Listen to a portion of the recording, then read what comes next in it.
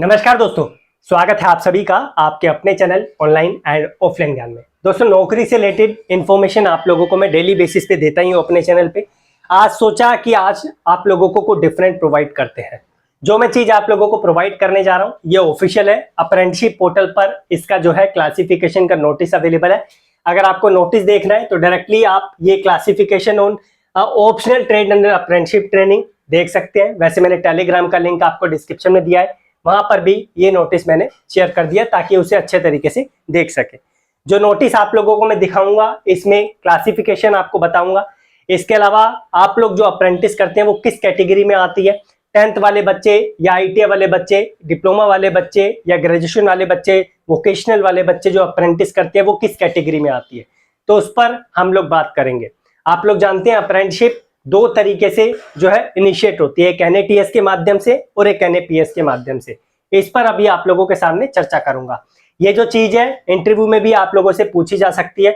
अगर आप IOCL जैसी अप्रेंटिसशिप का इंटरव्यू देने जा रहे हैं या कोई डिपार्टमेंट आप लोगों के लिए जो है नौकरी निकालता है और इंटरव्यू वहां पर रखता है, तो चांसेस हैं कि वहां पर ये चीजें पूछी जाए, बट बहुत ही लेस चांसेस हैं। जो इंटरव्यूअर होता है उनके मन में कुछ भी चीज आ सकती है, तो सोचा कि आज आप लोगों को इस पे क्लैरिटी देते हैं। ये इन्फॉर्मेशन मुझे पहले शेयर करनी थी आप लोगों के साथ, बट मैं जो है इसे रोक के रखा हुआ था। सोचा किसी टाइम आप लोगों के साथ जरूर इसके बारे में अपडेट करेंगे। ये नोटिस है बिल्कुल ऑफिस मेमोरेंडम, ऑफिशियल नोटिस है, कोई पुराना नोटिस नहीं है। जून के महीने में नोटिस डिपार्टमेंट ने ऑफिशियल साइट पे डाला था और यहाँ पर जो है आप लोग देख सकते हैं। सबसे पहले अप्रेंटिसशिप 5 प्रकार की होती है। अभी आप लोगों को मैं दिखा दूंगा कौन कौन सी आप लोगों के सामने है। तो सबसे पहले जो है ग्रेजुएट अप्रेंटिस, ये 1 ईयर की ड्यूरेशन की होती है। कोई कोई डिपार्टमेंट ज्यादा भी लेता है, लेकिन कोशिश करना कि 1 ईयर से ज्यादा आप अप्रेंटिसशिप ना करें, क्योंकि उसका सर्टिफिकेट आप लोगों को प्रोवाइड होने में, आगे उसका बेनिफिट मिलने में थोड़ी सी दिक्कतों का सामना होता है। तो 1 ईयर की ये अप्रेंटिस होती है जिसमें डिग्री इन इंजीनियरिंग और नॉन इंजीनियरिंग और परस्यूइंग डिग्री इन इंजीनियरिंग या नॉन इंजीनियरिंग वाले बच्चे जाते हैं। उसके बाद जो आप लोगों की टेक्नीशियन अप्रेंटिस है ये भी 1 ईयर की होती है, जिसमें डिप्लोमा वाले बच्चे जाते हैं। तो ये जो अप्रेंटिस होती है ये इंट्रोड्यूस हुई थी 1973 में, जिसे आप लोग यहाँ पर जो है NATS के अंदर प्राप्त करते हैं। NATS, MHRD बोल दें, बोट बोल दें, ये जो बच्चे हैं इनका रजिस्ट्रेशन अलग होता है। ये ITI वाले बच्चों से इनका कोई संबंध नहीं है, इनका रजिस्ट्रेशन डिफरेंट होता है। इनके लिए अलग पोर्टल बनाया गया है। डिप्लोमा वाले बच्चे, ग्रेजुएशन वाले बच्चे वहां पे रजिस्ट्रेशन करके अपनी अप्रेंटिस कर सकते हैं। ITI वाले बच्चों का जो पोर्टल है वो NAPS है, जिसे अभी थोड़ी देर पहले आप लोगों को मैंने दिखाया था। तो वो बच्चे MHRD वाले पोर्टल पे जाके रजिस्ट्रेशन नहीं करते। अगर उनको ग्रेजुएशन बेस पे अप्रेंटिस करनी है तो वो वहां पर जा सकते हैं। तो ये चीज हो गई NATS वाली। उसके बाद यहाँ पर जो है टेक्नीशियन वोकेशनल जो अप्रेंटिस है ये भी आप लोगों की 1 ईयर की होती है, जिसे 12वीं के बेस पे किया जाता है वोकेशनल सब्जेक्ट के साथ।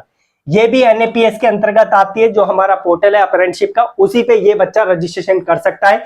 इनके लिए अलग एक जो है सेगमेंट बनाया हुआ है, जो इनके जो है यहाँ पर अब चीजें बनाई गई है। वो अपना वोकेशनल सिलेक्ट करके और जो है वोकेशनल के बेस पे अप्रेंटिसशिप कर सकता है।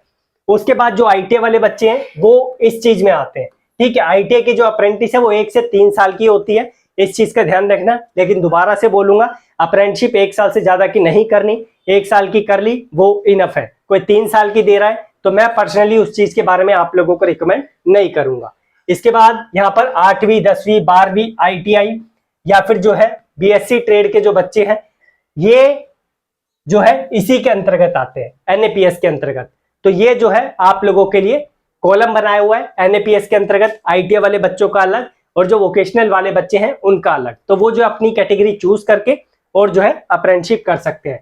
आप लोगों से कभी भी पूछा जा सकता है कि जो आप लोगों की ITI के अप्रेंटिस है वो किस कैटेगरी में आती है, तो आप उसे NAPS के माध्यम से बोल सकते हैं। NATS का और NAPS का डिफरेंस आप लोग पूछ सकते हैं। तो आप बोलेंगे कि NATS में ग्रेजुएशन वाले बच्चे, डिप्लोमा वाले बच्चे आते हैं NATS में, और जो NAPS है उसमें वोकेशनल और जो हमारे ITI के बच्चे वो उसमें आते हैं। तो इस तरीके से आप इलैबोरेट कर सकते हैं। उसके बाद ऑप्शनल जो ट्रेड होती है, ऑप्शनल ट्रेड 6 महीने से स्टार्ट होती है इसकी अप्रेंटिस। लेकिन मैं रिकमेंड नहीं करता 6 महीने की अप्रेंटिस करने के लिए, क्योंकि हर डिपार्टमेंट मिनिमम 1 साल की अप्रेंटिसशिप तो आप लोगों से मांगता ही मांगता है। लेकिन ये जो है ITI वाले बच्चों के लिए मैं रिकमेंड नहीं करता। ये वाली जो है ITA वाले बच्चों के लिए रिकमेंडेशन मेरी तरफ से है। और ये जो है यहाँ पर आप लोग देख सकते हैं, ये वाला जो पार्ट है ये दोनों में आता है, ये NATS में भी आ जाता है और NAPS में भी आ जाता है। तो आप किस तरीके से करना चाहते हैं ऑप्शनल ट्रेड वाली अप्रेंटिसशिप, तो वो आप देख लेना। लेकिन जो 90% डिपार्टमेंट होते हैं ITA बेस पे अप्रेंटिसशिप जो आप लोगों को प्रोवाइड करते हैं, वो 4th वाली कैटेगरी से प्रोवाइड करते हैं। तो जितने भी ITA वाले बच्चे हैं जो अप्रेंटिसशिप कर रहे हैं, वो सारे के सारे इसके अंतर्गत आते हैं। ठीक है, इस चीज का आप लोग ध्यान रखना। इसके अलावा और कोई इंफॉर्मेशन आप लोगों के लिए रिलेवेंट है तो आप लोग देखो, कुछ आप लोगों को समझ नहीं आता है इसमें मुझे बताना। और मैं एक चीज और बताऊंगा, आगे बढ़ूं मैं, आगे खत्म ही करना है इसको। बहुत सारे बच्चे ऐसे हैं जिनकी सर्टिफिकेट मार्कशीट में दिक्कतें हैं, उनका नाम ठीक नहीं हो रहा, उनके फादर का नाम ठीक नहीं हो रहा, किसी की DO भी गलत हो गई। तो आप लोग जो है DGT को जो हमारी ITA को संभालती है उनको RTA डाल सकते हैं, उनसे वो चीजें प्राप्त कर सकते हैं कि अगर मेरे फादर का नाम गलत है, वैसे मैं भी डाल सकता हूं, आप लोगों के लिए कॉमन RTA मेरे पास आ जाएगा। अगर आप लोगों की गड़बड़े हैं इसमें तो मुझे बताना, किसी के मार्क्स गड़बड़ है तो मैं जो है उनसे ये चीज पता कर लूंगा कि आप लोगों की ये जो दिक्कतें हैं हम लोग कैसे रिजोल्व करवा सकते हैं।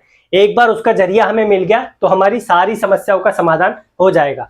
तो मैं कोशिश कर रहा हूं कि आप लोगों की समस्याओं का समाधान ये कैसे हो सकता है, क्योंकि मैंने बहुत बार देखा है, कुछ बच्चों के मेरे पास कॉल भी आए, सर जी मेरे मार्क्स में गड़बड़ हो गई, मेरे फादर का नाम गलत हो गया, मेरा नाम गलत हो गया, और हम नौकरी के DV के लिए गए थे, वहां पे डिपार्टमेंट ने हम लोगों को मना कर दिया।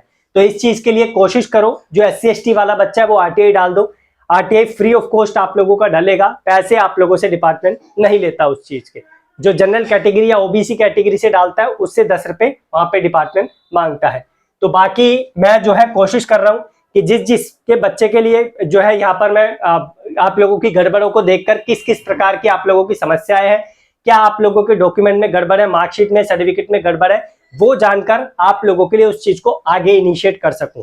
तो वो चीज आप मुझे कमेंट बॉक्स में बता देना, सो दैट मैं आप लोगों की समस्याओं का समाधान कर सकूं।